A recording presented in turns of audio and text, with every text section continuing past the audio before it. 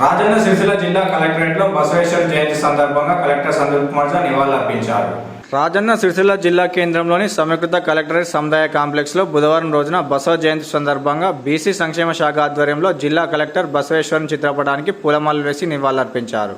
ఈ సందర్భంగా ఆయన చేసిన సేవలను కొనియాడారు. కార్యక్రమంలో RDO Radhabai, ZP CEO Vinod Kumar, BC సంక్షేమ శాఖ అధికారి రాజా మనోహర్, డిఆర్డీఓ శేషాద్రి, పలువురు కుల సంఘాల ప్రతినిధులు, నేతలు హాజరయ్యారు.